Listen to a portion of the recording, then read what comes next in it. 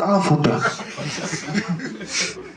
As so 'n beet, jy ken 'n draak-Erik is, jy ken 'n pastor is, jy ken 'n gangster is, jy ken 'n politician is, jy ken vrouens verkoop, jy ken 'n pa is, jy ken 'n absent mother is. Jy ken enige iets is, maar in die dorp word jy geroof. In die dorp kyk hulle nie gesig nie. Hulle vra nie wie jy van, waaraf kom jy, wat jou naam nie. You get robbed. En kele wat is beer, nee? Was jy al geroof? En in Beres hulle jou ook op dieselfde tyd. Have you ever been in Beres when you get robbed? As jy die bury kom aan jy kaal steur.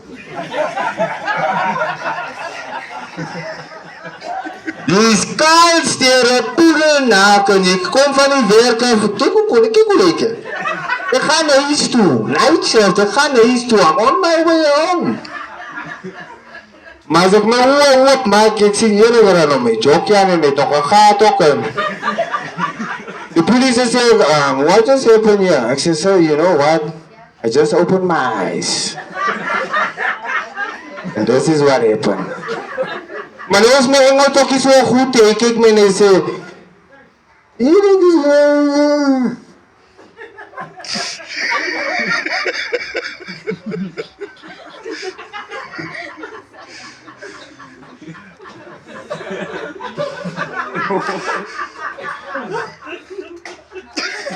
Such. Tell this guy the story. Tell him what happened to you. Ek sta van die begin af. Ek sê, Such, ek hoor altyd dat die taxi.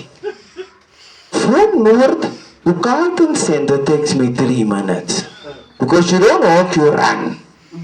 Hy sê, okay, goed.